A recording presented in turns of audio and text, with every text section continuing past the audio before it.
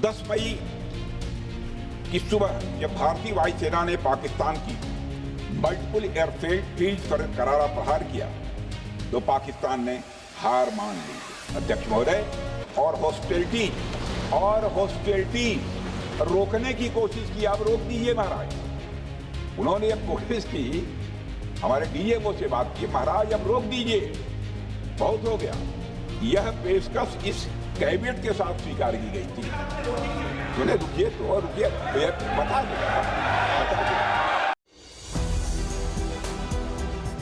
अध्यक्ष महोदय, इस ऑपरेशन का मकसद टेररिस्ट कैंप्स और उनके सपोर्टर्स को टारगेट करना, उन्हें नेस्त नाबूद करना था और ये साफ संदेश देना था कि भारत आतंकवाद के विरुद्ध जीरो टॉलरेंस रखता है।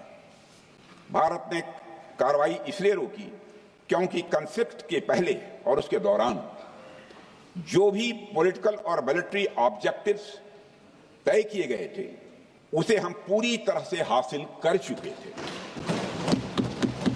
इसलिए यह कहना, यह मानना कि यह ऑपरेशन किसी दबाव में रोका गया था, यह बेबुनियाद है और सरासर गलत है। अध्यक्ष,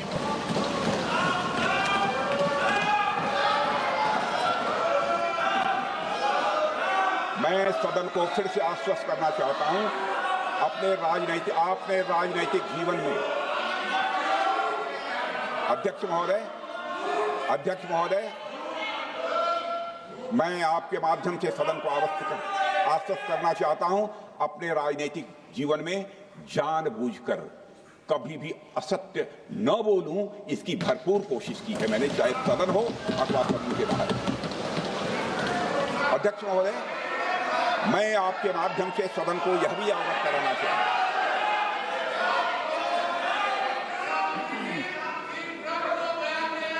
प्लीज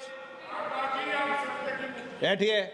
आप क्यों खड़े? अध्यक्ष महोदय, मैं आपके माध्यम से सदन को यह भी अवगत कराना चाहूंगा कि सीमा पार करना या वहां की टेरिटरी कैप्चर करना इस ऑपरेशन का उद्देश्य नहीं था। ऑपरेशन सिंदूर प्रारंभ करने का मकसद था अध्यक्ष महोदय, उन टेरर नर्सरीज को खत्म कर देना जिन्हें पाकिस्तान ने बरसों से पाला पोसा था। और यह ऑपरेशन उन मासूम परिवारों को न्याय दिलाने के लिए लॉन्च किया गया था जिन्होंने पाक स्पॉन्सर्ड टेररिस्ट अटैक्स में अपने प्रियजनों को खोया था। हमारी सेनाओं ने सिर्फ उनको टारगेट किया जो इन आतंकियों को सपोर्ट करते हुए भारत पर हमला करने की कोशिश में लगातार शामिल थे। अध्यक्ष महोदय, ऑपरेशन सिंदूर का ओवरऑल पॉलिटिको मिलिट्री ऑब्जेक्टिव यह था कि आतंकवाद के रूप में प्रॉक्सी वार लड़ रहे पाकिस्तान को सजा दी जाए और इसी वजह से आर्म फोर्सेस को पूरी आजादी दी गई थी कि वो अपने टारगेट खुद चुने और करारा जवाब दें। और इस ऑपरेशन का उद्देश्य कोई भी युद्ध छेड़ना नहीं था, बल्कि फोर्स के डिमॉन्स्ट्रेटिव यूज से एडवर्सरी को झुकने के लिए मजबूर करना था। 10 मई की सुबह जब भारतीय वायुसेना ने पाकिस्तान की मल्टीपल एयरफील्ड पर करारा प्रहार किया तो पाकिस्तान ने हार मान ली है। अध्यक्ष महोदय, और हॉस्टिलिटी रोकने की कोशिश की। अब रोक दीजिए महाराज। उन्होंने एक कोशिश की, हमारे डीएमओ से बात की, महाराज अब रोक दीजिए, बहुत हो गया। यह पेशकश इस कैबिनेट के साथ स्वीकार की गई थी। सुने, रुकिए तो रुकिए, बता दो।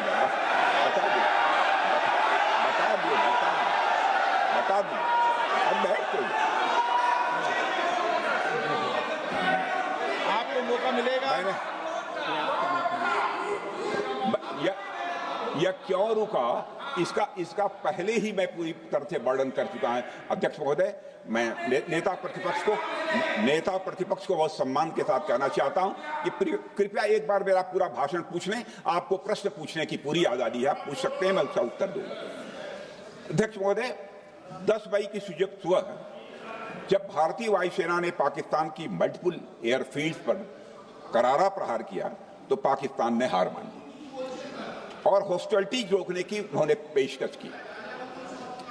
यह पेशकश इस कैविएट के साथ स्वीकार की गई हम लोगों के द्वारा कि यह ऑपरेशन केवल पाज किया गया है, स्थगित किया गया है। यह ऑपरेशन समाप्त नहीं हुआ है अध्यक्ष महोदय। अगर पाकिस्तान की ओर से भविष्य में कोई भी मिस एडवेंचर हुआ तो यह ऑपरेशन, अध्यक्ष महोदय, मैं सदन को आश्वस्त करना चाहता हूं, दोबारा प्रारंभ हो।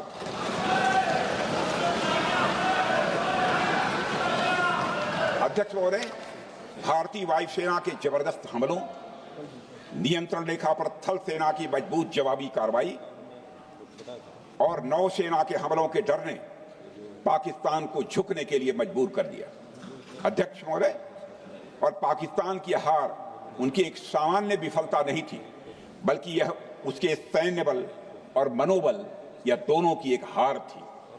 10 मई को पाकिस्तान के डीजीएमओ ने भारत के डीजीएमओ से संपर्क किया और सैन्य कार्रवाइयों को रोकने की अपील की। मैं सदन में यह बात फिर से दोहराना चाहूंगा कि पाकिस्तान के डीजीएमओ ने भारत के डीजीएमओ से संपर्क किया और सैन्य कार्रवाइयों को रोकने की अपील की। 12 मई को दोनों देशों के डीजीएमओ के बीच औपचारिक संवाद हुआ और दोनों पक्षों ने सैन्य कार्रवाइयों पर विराम लगाने का निर्णय लिया। अध्यक्ष महोदय, हमारे सैनिकों का जो मनोबल, मातृभूमि की रक्षा करने का जो उनका समर्पण है, ऑपरेशन सिंदूर के दौरान उसका दर्शन 140 करोड़ से अधिक भारतवासियों ने देखा। मुझे खुद भी और प्रधानमंत्री जी को सीमावर्ती क्षेत्रों में जाकर हमारे जवानों से मुलाकात का अवसर मिला है। अध्यक्ष महोदय, श्रीनगर के मिलिट्री बेस पर, भुज के एयरबेस पर, उधमपुर के कमांड सेंटर पर, हर जगह प्रत्यक्ष मैंने अपनी आंखों से देखा कि हमारे सैनिकों का मनोबल अपनी पूरी बुलंदी पर था। उनकी आंखों में विश्वास है और उनका संकल्प अडिग है। वे न केवल भारत की सीमाओं की रक्षा कर रहे हैं, बल्कि हमारे राष्ट्रीय स्वाभिमान की भी, अध्यक्ष महोदय, रक्षा कर रहे हैं। अध्यक्ष महोदय, किसी भी देश में जनता सत्ता पक्ष को और विपक्ष को अलग अलग दायित्व सौंपती है, दोनों को अलग अलग दायित्व, और हेल्दी डेमोक्रेसी में तो स्वाभाविक है। सत्ता पक्ष का काम होता है जनता के हितों को ध्यान में रखते हुए कार्य करना, और विपक्ष का काम होता है सरकार से जनता के मुद्दों से संबंधित जरूरी प्रश्न पूछना। ऑपरेशन सिंदूर क्यों शुरू किया गया, इसकी जानकारी पहले भी दी गई है और आज भी मैंने सदन को दी है। अध्यक्ष महोदय, कभी कभी हमारे प्रतिपक्ष के लोग ये पूछते रहे हैं कि हमारे कितने विमान गिरे। मुझे लगता है उनका यह प्रश्न हमारी राष्ट्रीय जनभावनाओं का सही से प्रतिनिधित्व नहीं कर रहा है। मुझे लगता है उन्होंने एक बार भी हमसे यह नहीं पूछा कि हमारी सेनाओं ने दुश्मन के कितने विमान मारे गिराए।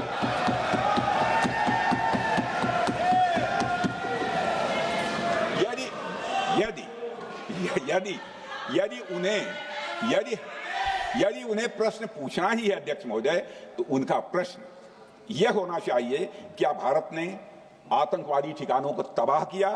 तो उसका उत्तर है हाँ।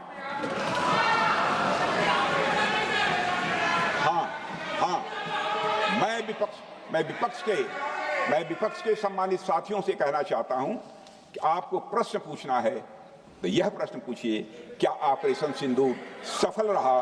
तो उसका उत्तर है हाँ।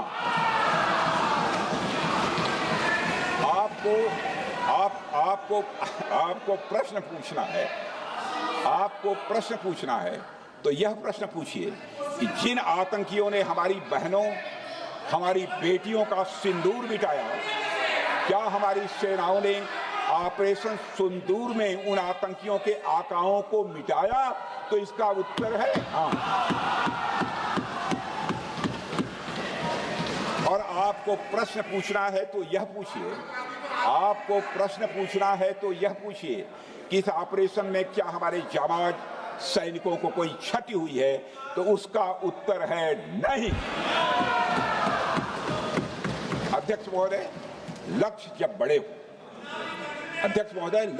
हो तो अपेक्षाकृत छोटे मुद्दों पर हमारा ध्यान नहीं जाना चाहिए। लक्ष्य बड़े हों तो छोटे मुद्दों पर, अपेक्षाकृत जो छोटे मुद्दे होते हैं कंपैरेटिवली, उन पर ध्यान नहीं जाना चाहिए, क्योंकि छोटे मुद्दों पर ही ध्यान देते रहने से देश की सुरक्षा और सैनिकों के सम्मान और उत्साह जैसे बड़े मुद्दों से ध्यान हट सकता है, जैसा कि विपक्ष के हमारे कुछ साथियों के साथ हो रहा है। अब चूंकि विपक्ष के मित्र ऑपरेशन सिंदूर को लेकर उचित प्रश्न नहीं पूछ पा रहे हैं, तो उन्हें मैं क्या बताऊं अध्यक्ष महोदय।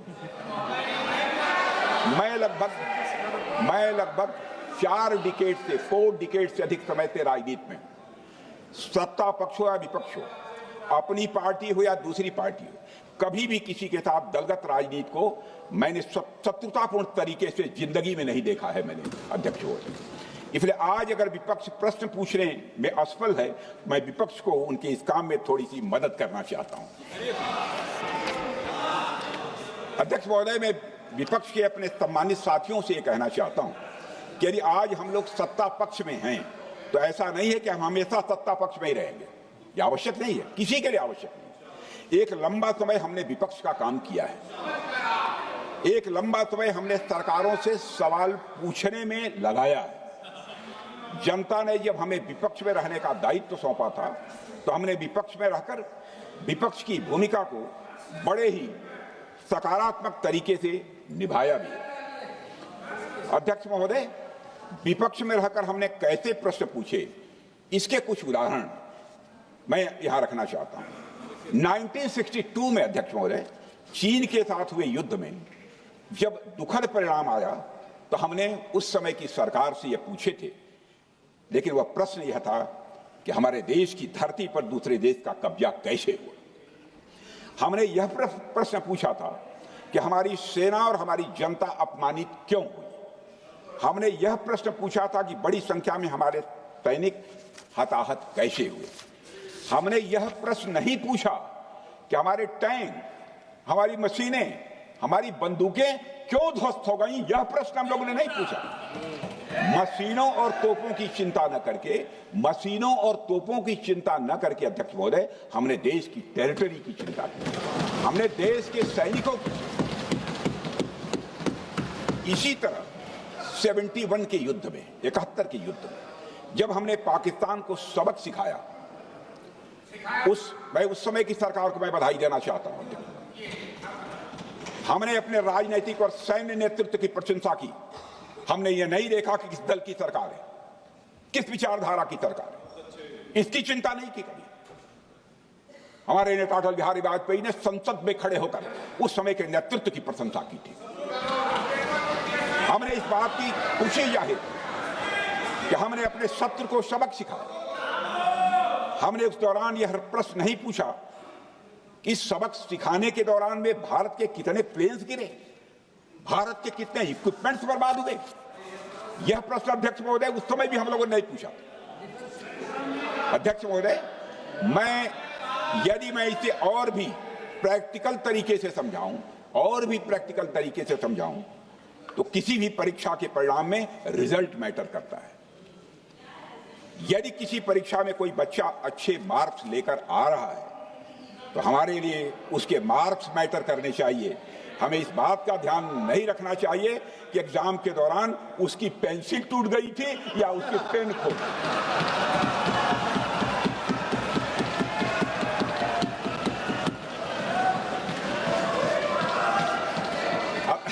अध्यक्ष महोदय, अल्टीमेटली रिजल्ट मैटर करता है, और रिजल्ट यह है अध्यक्ष महोदय, अल्टीमेटली रिजल्ट मैटर करता है, और रिजल्ट यह है अध्यक्ष महोदय कि ऑपरेशन सिंदूर के दौरान हमारी सेनाओं ने जो लक्ष्य निर्धारित किया था, उन लक्ष्यों को पूर्ण रूप से प्राप्त करने में हमने कामयाबी हासिल की।